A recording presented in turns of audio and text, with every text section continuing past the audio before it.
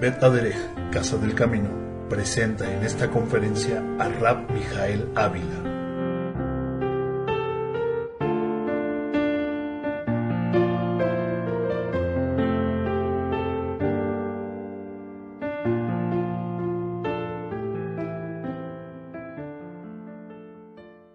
Shabbat Shalom, desde la sinagoga Bet Aderech, en la ciudad de Toluca, en el Estado de México, en la República Mexicana, les saluda el rabino de Bet Aderech, Mijael Ávila. Hoy, que es el día 13 del mes de Adar del año 5770 y conforme al calendario secular, 27 de febrero del año 2010. En esta ocasión quisiera compartir un tema que a mi juicio es muy importante, sobre todo su entendimiento. Y el tema que voy a compartir en esta ocasión es la primera parte del tema que se titula La sabiduría. La sabiduría. Hoy, que es la perashá que se titula Tetzaveh, en el año que corría 5764, precisamente en esta misma perashá abordé un tema que se titulaba Sabios. Pero ahorita voy a retomar este importante tema. Hay alrededor de 9 conferencias grabadas de este tema. Y aunque no voy a repetirlas todas, solamente voy a tomarme esta, porque a mi juicio es la más importante, esperando que ustedes se lleven esta información y les sirva como para poder tener un contexto de decisión y sobre todo de práctica. Dice en esta perashá, en el libro de Shemot, Éxodo capítulo 31, verso 3, dice lo siguiente. Habló el Eterno a Moshe diciendo, mira, yo he llamado por nombre a Bezalel, hijo de Uri, de la tribu de Judá, y lo he llenado del espíritu de sabiduría. ¿Sí lo vieron ahí? Dice, y en inteligencia, en ciencia, y en todo arte. Y dice el Shemot 28:3, harás llegar delante de ti Aarón tu hermano y sus hijos consigo, dentro de los hijos de Israel, para que sean mis sacerdotes, Aarón y Anadab, Abiú, Eleazar e Itamar, hijos de Aarón, y harás vestiduras sagradas a Aarón tu hermano para honra y hermosura, y tú hablarás a todos los sabios de corazón, a quien yo he llenado de espíritu de sabiduría, para que hagan las vestiduras de Aarón, para consagrarle, para que sea mi sacerdote. Entonces, estamos escuchando, amados, en esta perashá que están llamando a hombres y a mujeres que tengan no nada más cierto dominio del arte, sino adicionalmente dice muy claramente que tengan ellos un espíritu de sabiduría, porque ellos van a fabricar lo que vendría a ser a la postre las vestiduras que Aarón y juntamente con sus hijos portarían. Este es un tema muy importante porque en lo que vendría a ser la forma en cómo designa el Eterno que su principal autoridad en el servicio, el Cohen Agadol, y me refiero yo a Aarón a Cohen, que fue el primero, el sumo sacerdote, el primero, Aarón, es muy importante identificar que a él lo viste con cierta majestad y con cierta honra. Y cuando en su oportunidad hemos reflexionado en torno a ello, lo único que conllevaba es que un servidor del Eterno tenía que parecer con la honra de vida, porque a final de cuentas a quien estaba representando, ¿a quién era? A Kadosh Baruj Hu.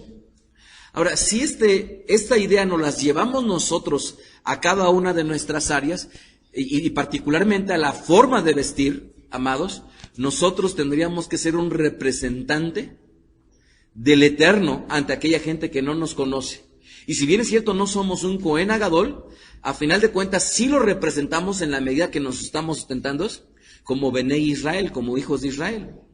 De tal manera que en Bet Aderech hemos sido enfáticos en enseñar a la gente a que se bolíe los zapatos, a que venga aseado.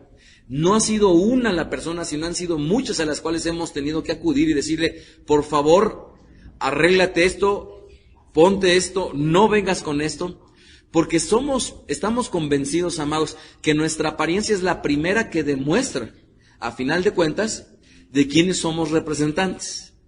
Entonces, este tema es bien importante, simple y sencillamente como una reflexión. Ahora bien, cuando nosotros hablamos de lo que vendría a ser la palabra sabiduría, la sabiduría en el hebreo es el sustantivo femenino Jokma. Repitan conmigo Jokma. J-O-J-M-A. y aunque algunas veces en la transliteración de habla inglesa le ponen K, a final de cuentas, la palabra es Jogma, tal cual se pronuncia, se escucha fonéticamente ahorita al español. Ahora, esta palabra Jogma que yo les digo se debería de escribir o transliterar J-O-J-M-A, también la pueden encontrar ustedes escrita como J-O-K-M-A o J-O-K-M-A-H. Esta palabra Jogma, este sustantivo, se deriva de la palabra Jajam, que es el adjetivo. ¿Qué vendría a ser la palabra Jajam? Una persona que es sabio, ¿verdad? Esto es en singular y en plural sería la palabra Jajamim. Ahora, esta palabra que es Jajami, que denotaría lo que vendría a ser un sabio, un adjetivo, vamos a tratar en esta ocasión de poder abarcarla, la palabra sabiduría. Entonces, ¿qué sería lo trascendental y lo importante al respecto de la palabra sabiduría? Dice el libro de Shemot, capítulo 31, verso 3, y lo he llenado de espíritu de Elohim con sabiduría, entendimiento, conocimiento y toda habilidad de artesano. Miren que la sabiduría por sí misma, en esta ocasión, en este pasuk, se acompaña de Da'at, o de conocimiento, de conocimiento, de entendimiento de Binah, y dice, y de toda habilidad de artesano. Entonces, ojo, el conocimiento no es suficiente, tanto como el entendimiento no es suficiente.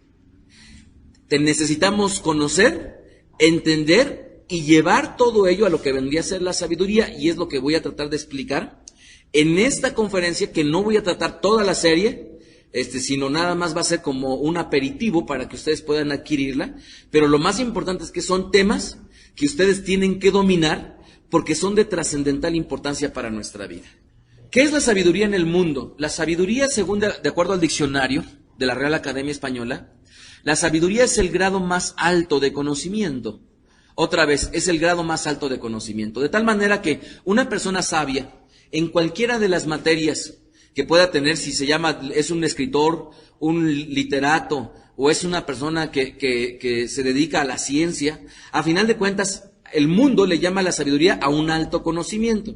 La pregunta es, ¿efectivamente eso estará acorde con las Sagradas Escrituras?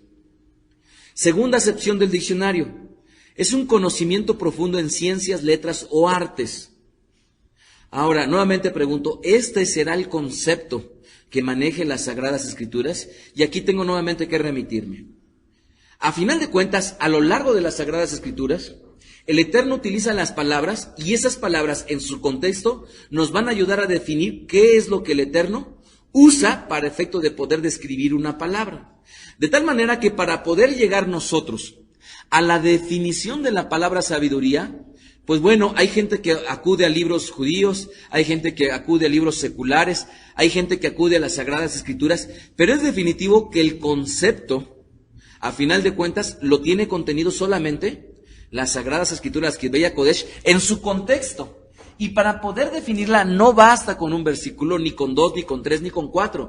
Hace falta estudiar absolutamente todos los versículos en donde aparece como tal, no nada más la palabra Jogma, sino todos sus derivados como la palabra Jajam y demás.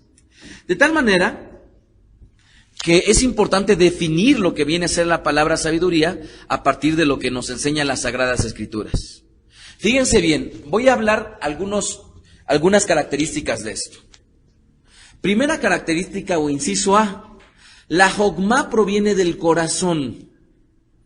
Ahora, voy a hacer un paréntesis.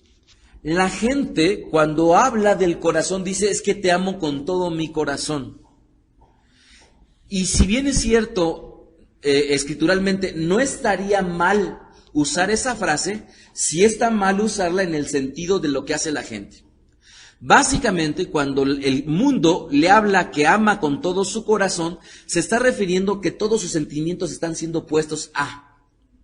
Sin embargo, nosotros en Veda Derech, lo que hemos enseñado a partir de estudiar la palabra corazón, es que el corazón, si lo pudiéramos nosotros asemejar con un órgano de nuestro cuerpo, sería más fácil asociarlo con lo que vendría a ser el cerebro. ¿Correcto? La palabra corazón desde el punto de vista escritural, yo más que asociarlo con el corazón físico, lo asociaría con el cerebro. Sin embargo, esto de forma general, pero los últimos estudios se han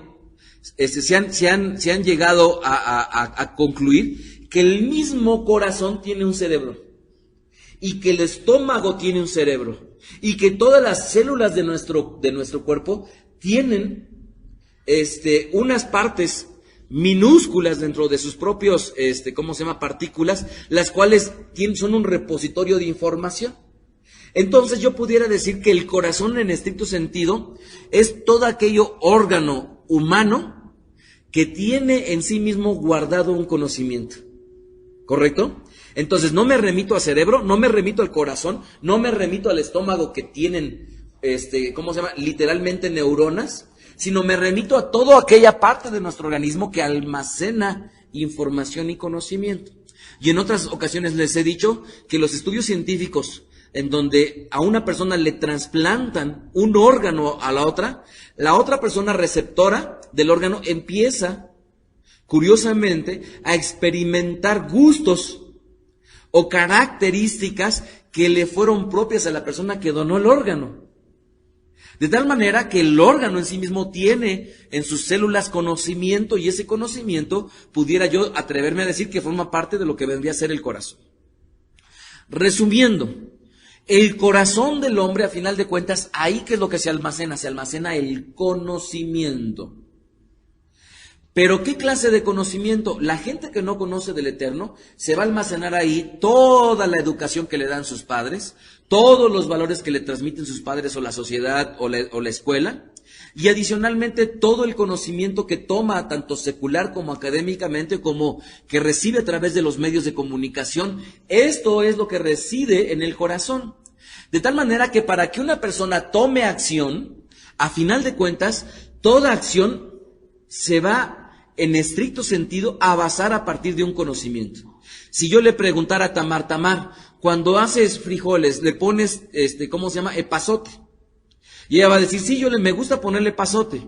Y la pregunta sería, ¿por qué? Y la respuesta sería, ¿porque se me ocurrió? No, porque alguna vez en su vida le transmitieron que hacer los frijoles negros con epazote saben ricos. ¿En dónde tiene ese conocimiento ella? En su ser. De tal manera que para tomar una acción, esa acción generalmente estuvo basada en conocimiento. ¿Qué ocurriría con una persona que va a pararse a la escuela? A final de cuentas, se levanta tal vez a las 6 de la mañana. ¿Y por qué se levantó a las 6 de la mañana? Porque su conocimiento le daba como para poder estimar que le va a demorar 1 hora en arreglarse y tal vez media hora en el transporte para poder llegar a su escuela. ¿Con qué se basó para tomar esa decisión? Básicamente con un conocimiento que esta persona tenía dentro de su ser que lo llevó a tomar una acción.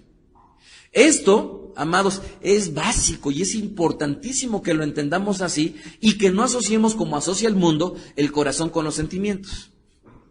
Ahora, habiendo explicado esto del corazón, quisiera yo leerles el inciso A. La jogma proviene del corazón. Dice Éxodo 31:6, he aquí yo he escogido con él a Oliab, hijo de Ahisamac, de la tribu de Dan, también he puesto sabiduría en el corazón de toda persona. ¿Sí se dieron cuenta? Para que realice todo lo que yo le he mandado. ¿Y quién está hablándole? El Eterno. Entonces noten bien que ¿en dónde es donde comienza la sabiduría? En el corazón. Y dice, curiosamente, que es el Eterno en el cual siembra en el corazón para que a la postre esto pueda provocarle en el hombre o en la mujer sabiduría. Shemot 35:26. Todas las mujeres cuyo corazón les impulsó con sabiduría, tejieron pelo de cabra. ¿Sí lo están leyendo? Todas las mujeres cuyo corazón les impulsó con sabiduría. De tal manera que cuando una persona puede estar, imagínense, tiene aptitudes para poder bordar, sí, pero a final de cuentas esas aptitudes, para poder desempeñarlas, le llegó el conocimiento de algún lugar, cómo poner la hebra en el, ¿cómo se llama? En la aguja.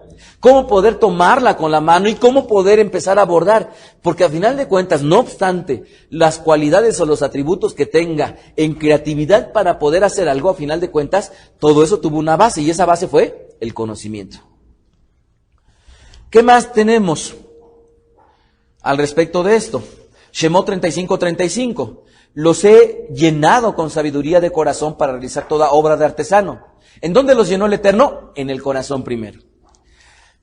Así es que si nos damos cuenta de qué habla la sabiduría, que proviene del corazón, es decir, del corazón va a emanar, para entenderlo, entonces, necesariamente hay que aprender del corazón, como ya he dado yo un resumen, y hay una serie de conferencias que se titula Amarán al Eterno con todo el corazón. Ahí viene todo el desglose de estas. Salmo 37:31. La ley, la Torá de su Elohim está en su corazón, por tanto sus pies no resbalarán. Entonces, ¿qué pasa? ¿Cuál sería la diferencia? Imaginémonos a Israel. Israel ahorita ya tiene un tiempo considerable de conocer al Eterno. Entonces, él tenía en su corazón una serie de conocimientos. Pero ese conocimiento ha venido a ser sustituido. Y él decía, a mí el sábado es maravilloso para irme al parque. Y de repente él aprendió que el sábado era bueno para reunirse y alabar al Eterno. De tal manera que él despojó el conocimiento de irse al parque por el conocimiento que obtuvo de las Sagradas Escrituras. Y cada uno de nosotros, en mayor o en menor medida, se sustituye el conocimiento que tenemos para que se implante la verdad. Y mucho del conocimiento que nosotros traemos, por cuanto es verdad, dado por nuestros padres, lo único que vamos a hacer es confirmarlo. Y mucho del conocimiento que traemos desde la creación, lo único que va a hacer la Torah es confirmarlo. ¿Correcto? Pero la pregunta es, ¿qué tanto de nuestro corazón tiene conocimiento del Eterno? Y esto tendrá la posibilidad de que a la postre tenga mayor oportunidad de tener sabiduría. Romanos 2:14.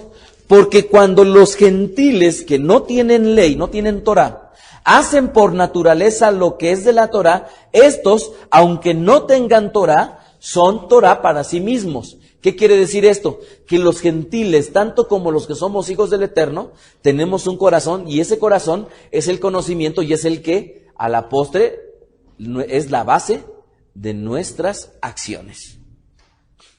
Con esto, dice Proverbios 2:10, cuando la sabiduría entre en tu corazón y el conocimiento sea agradable a tu alma. ¿Sí lo vieron? Proverbios 4:2, porque les doy buena enseñanza, no desamparen mi Torah. Porque yo también fui hijo de mi padre, delicado y único delante de mi padre, y él me enseñaba y me decía, retenga tu corazón mis razones. Guarda mis mandamientos y vivirás. Adquiere sabiduría, adquiere entendimiento. No te olvides ni te apartes de los dichos de tu boca. No la dejes y ella te guardará. Ámala y te conservará. Sabiduría ante todo, adquiere sabiduría. Y antes que toda posesión adquiere entendimiento. Con esto, amados, estamos comenzando a ver el ciclo de la sabiduría. ¿Cuál es el ciclo de la sabiduría en realidad?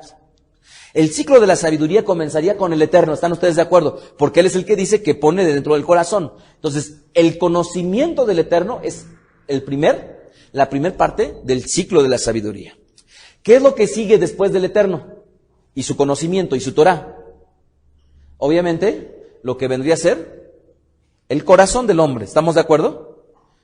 ¿Estamos de acuerdo? Entonces, el corazón del hombre sería el siguiente ciclo.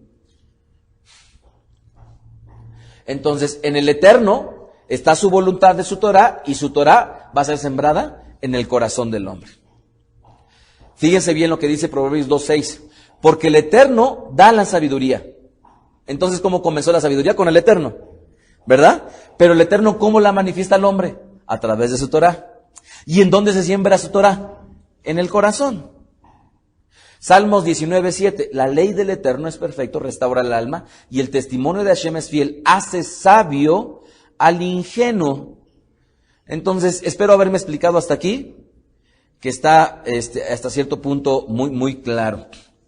Ahora, ¿qué ocurre? Vamos a continuar con otro factor. Lo que resta para definir la sabiduría es que la sabiduría se manifiesta a través de la aplicación del conocimiento, pero para la resolución de problemáticas específicas o la resolución ¿cómo se llama? De hechos que ayudarán a que se manifieste la sabiduría.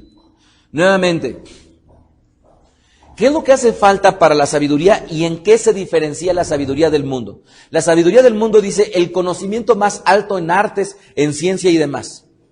Pero la sabiduría del Eterno es bien diferente.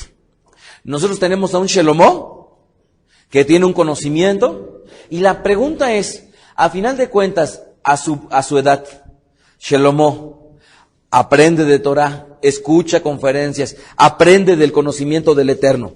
Pero él tendría dos alternativas, o escuchar, presta atención a la perashá, presta atención a las conferencias y permite que ese conocimiento sea puesto en él.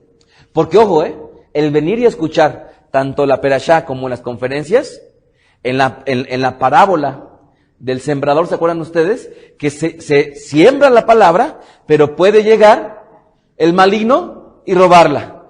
Puede llegar las distracciones y no tenerla. Y entonces nunca sembrarse en el camino. O recibirla, pero como no hay profundidad, no hay tierra, entonces, a final de cuentas, no recibirla. Entonces, miren, de los que estamos aquí, cualquiera de los escenarios se puede dar. Quien no escuchó o no prestó atención por distracción. Quien escuchó, pero a Satán se la llevó. ¿Sí están ustedes de acuerdo? Aquel que tenía muy poquita tierra para que fuera sembrado esto. O aquella persona que lo recibió y a final de cuentas detrás de ello llevó fruto. ¿Cuál es el último factor? Primero es el Eterno, después su Torah, después el corazón y por último la acción. Por último, la acción. Vamos a verlo con este pasuk. Dice muy claramente, Primera de Reyes 11:41. Los demás hechos de Shelomó, todas las cosas que hizo y su sabiduría, ¿no están escritos en el libro de los hechos de Shelomó? ¿Cómo se demuestra la sabiduría de Shelomó? Aquí está diciendo que su sabiduría, pero ¿cómo? ¿Cómo? Con sus hechos. ¿Y cómo nos damos cuenta de sus hechos? Porque estuvieron registrados. Ok, entonces ahora ya conocimos el ciclo completo de la sabiduría. Eterno, corazón, corazón ¿qué? Perdón, eterno, Torah, Torah, corazón, corazón, acción. ¿Ok? Hace como 3 semanas, en una empresa dieron un curso de ventas. Y en este curso de ventas había gente que atendía en el mostrador al público. Había gente que estaba en recursos humanos, había gente en departamentos de servicio. Y después de que dieron el curso, muchos de los que estaban ahí pudieron haber dicho, y dijeron de hecho, mucho de lo que estaba ahí, yo ya lo sabía. Y hubo gente que tal vez no tenía ese conocimiento y le pareció maravilloso. Y hubo gente que tal vez dijo, está bueno el conocimiento, pero no necesariamente lo iba a llevar a la práctica. Amados, en todo este mundo, en todo lo que se hace, hay un conocimiento que lleva a perfeccionar la práctica de las cosas. ¿Qué quiere decir esto? Si yo le digo a Israel, oye, ¿esta columna estará mal, Israel? Primera, de entrada se ve mal porque está cortando el salón. Pero él me puede decir, pero Rabí, es que lo que usted no sabe es que hay un claro de alrededor de 4 metros o más, o 5 metros. Y en cálculo estructural, este claro, si van a construir arriba, requiere no nada más las columnas, sino además una trave que lleve X cantidad de varilla, X cantidad de cemento, X cantidad de mortero, para que se pueda hacer una mezcla y pueda soportar el crecimiento del edificio. Esto parece obvio, ¿están de acuerdo? Parece obvio, o sea, hasta parece que a final de cuentas todo el mundo lo entiende. Pero ¿qué ocurriría? Yoshua, ¿tú cocinas? ¿A veces? ¿Sí sabes más o menos? Baruch, ¿no? ¿Estás igual que yo? Isra, ¿tú sí? ¿Sí, verdad? Shelomó, ¿tú? ¿Sí? ¿Estás mejor que yo? Bien, imaginémonos ahorita a Baruch y a mí. Y que vamos a decir, le vamos a dar una sorpresa a toda la que la ha amado Baruch, ¿sale? Entonces, vamos a hacer un rico sholent. Entonces nos volteamos a ver y decimos, yo le digo, Baruch, ya está, yo ya me lo sé. Y le digo, mira, yo he visto que mi esposa compra habas, compra frijoles, compra garbanzos, compra leguminosas. Y entonces dice Baruch, sí, yo he visto que viene calientito y me imagino que hay que ponerle agua y hay que... Ok, muy bien. Y de repente tenemos la olla, tenemos los frijoles, tenemos todas las leguminosas, los tomamos y los aventamos. Y desde lejos, Tamara, Dasai, mi esposa Sevilla nos están observando. Y lo primero que observan es, estos ya aventaron los frijoles directamente de la bolsa. Y lo primero que piensan es, nos vamos a partir un diente. ¿Por qué? Porque cualquier persona que sabe que para cocinar unos frijoles se requieren separarlos porque podrían contener piedras o basura que puede a la postre perjudicar justamente el guisado. ¿Estamos de acuerdo? Muchas veces, amados, ninguneamos o dejamos de lado el conocimiento que hay detrás de cocinar, pero al final de cuentas es un conocimiento. A mí me pasó que durante el tiempo de convalecencia de mi esposa, tuve yo que cocinar, y yo le decía, ¿qué quieres que te haga hoy de desayunar?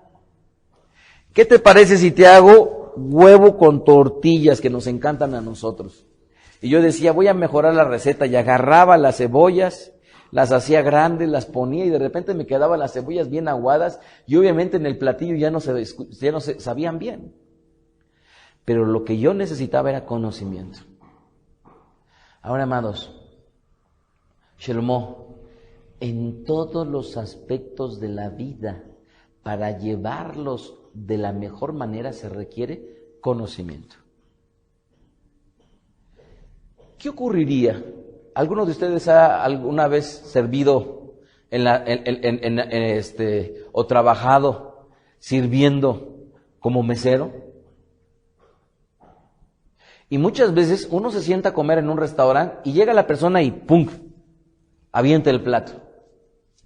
Y cualquier persona que supiera, inmediatamente se daría cuenta si esa persona conoce o no tiene conocimiento y nada más hace las cosas al aventón.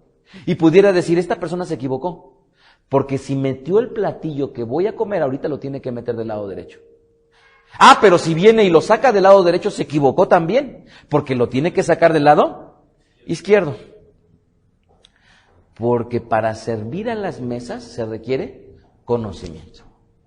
Ahora, si eso se hace de una manera experta en un restaurante, les pregunto yo a las mujeres y a nosotros como hombres, ¿no acaso lo tendríamos que hacer también en nuestra casa?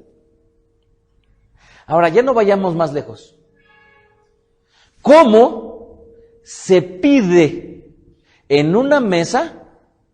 ¿Cómo se toma las preferencias de la bebida o del guisado en una mesa que hay de toda clase de edades sentados alrededor de la mesa? Hay un niño, hay un papá, hay una mamá, hay una abuelita. ¿A quién primero se le debería de preguntar qué es lo que usted desea? Si preguntáramos allá afuera, muy probablemente la mayoría de mamás diría, a mi hijito hay que servirle primero. Ay, es que va a tener hambre, pobrecito, mejor hay que servirle primero. Pero las mejores prácticas siempre radicará en que a la mujer de más edad es a la primera que se le preguntará. Ahora, si para preguntar en una mesa si hace falta saberlo, les pregunto yo, para presentar a alguien requerirá un conocimiento. Imaginémonos que está el papá de Judá y está Yehudá, ¿verdad? Y de repente aparece un amigo de Yehudá. Les pregunto yo, ¿cómo tendría que presentarlo? ¿Alguna idea? Tamar, ¿cuál es la idea?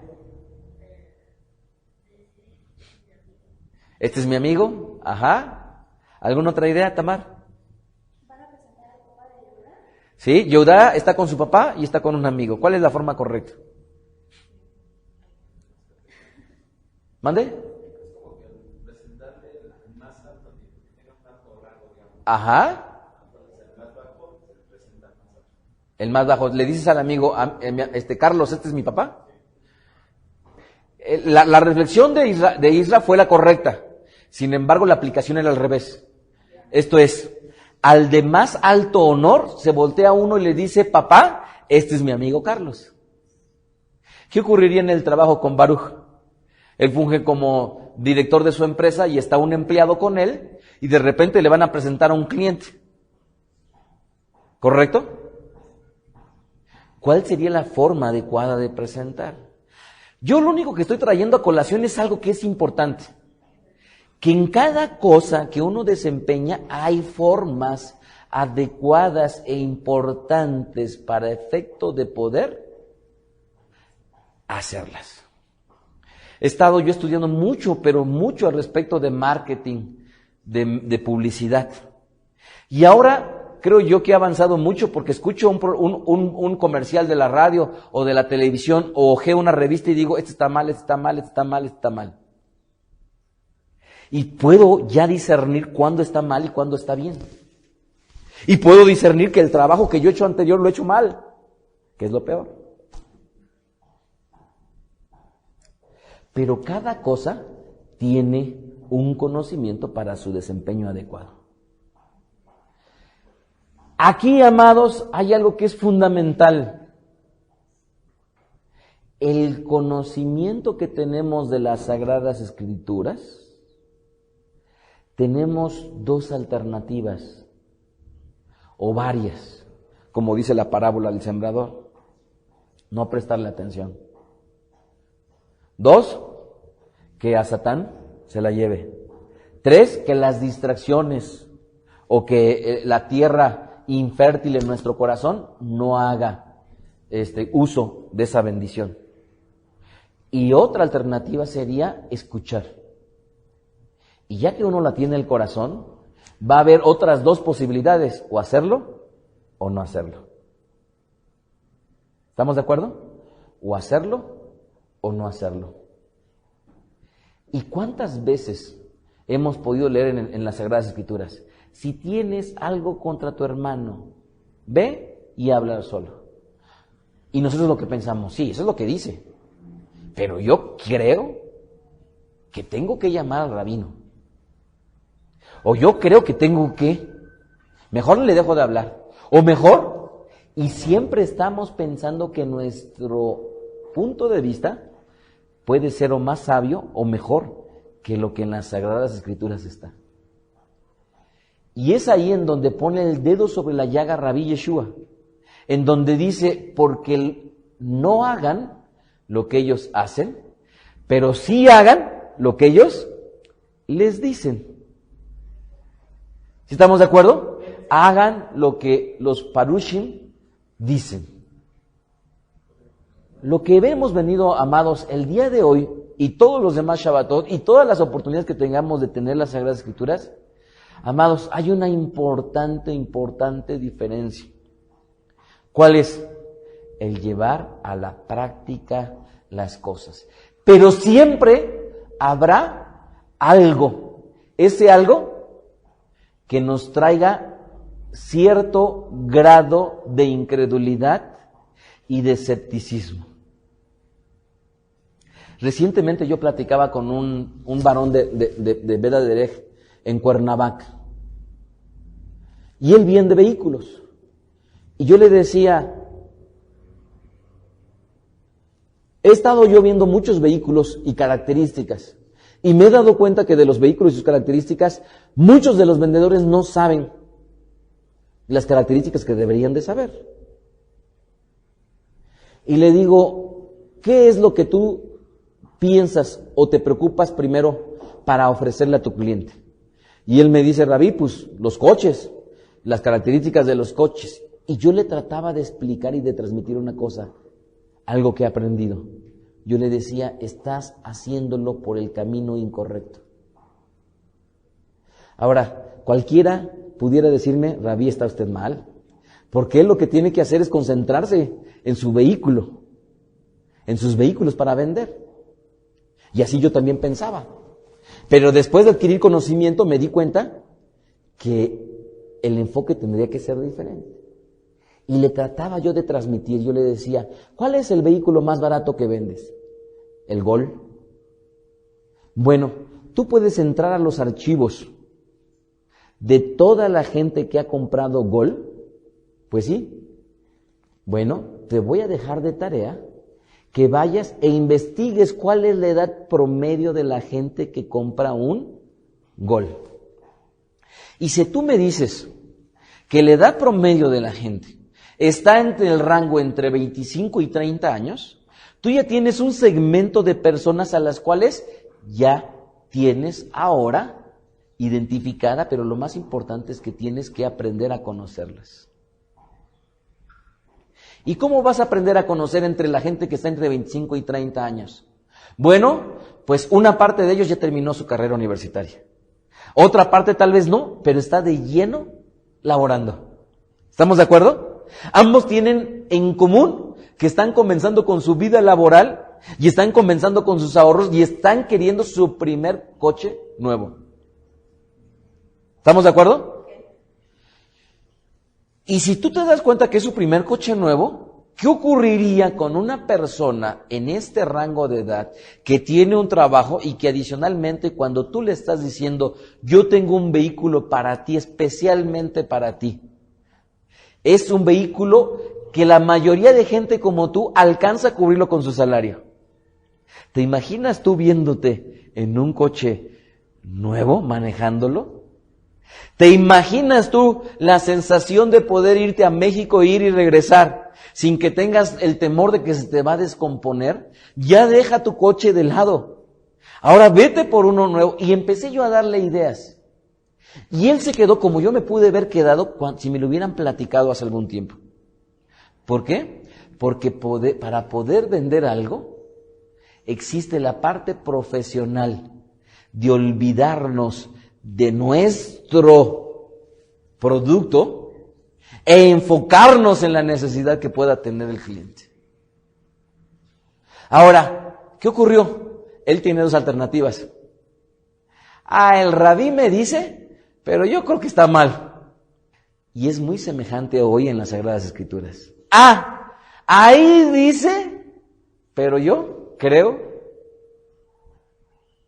Y por ello, amados, nosotros tenemos que cada vez más, y ha sido parte de la tarea de Beda Derech, cada cosa tiene que hacerla, ¿quién?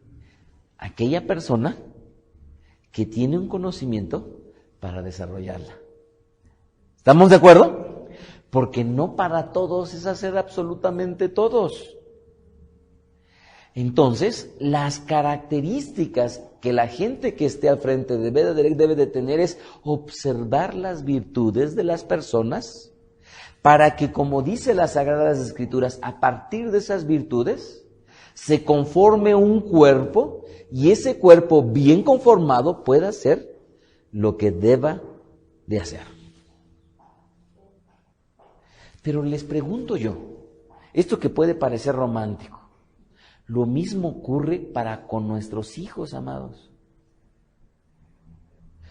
¿Qué tan diferentes son un hijo de otro?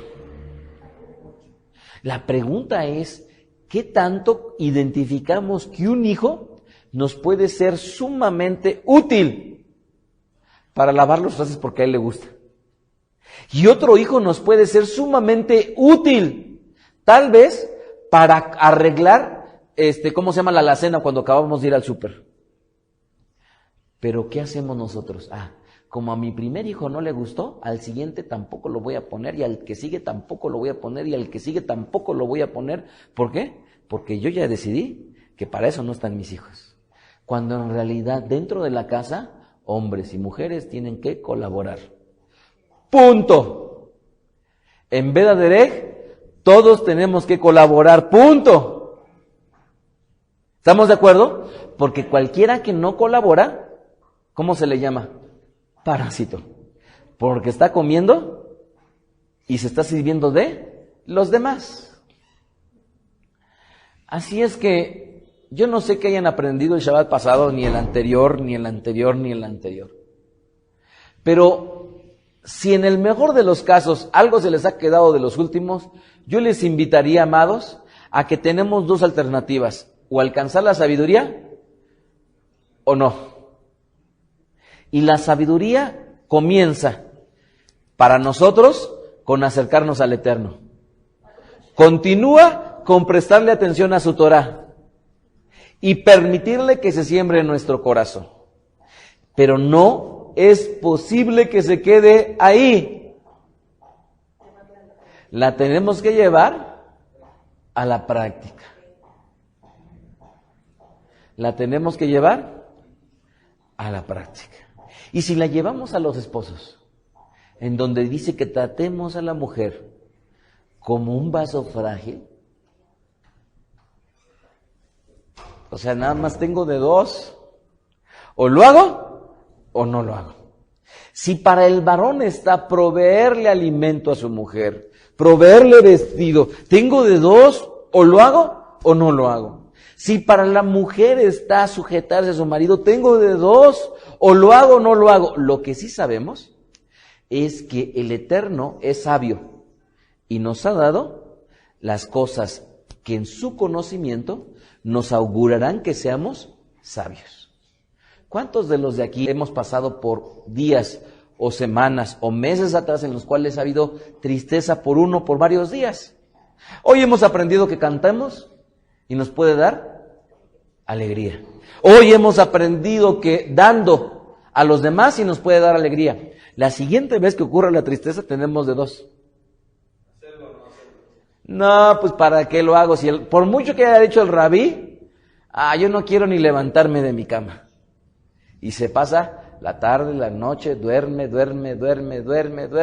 porque optaron por no hacerle caso al Eterno a través de un dicho de alguna persona que a final de cuentas está exponiendo parte de la verdad que están ustedes escuchando de él.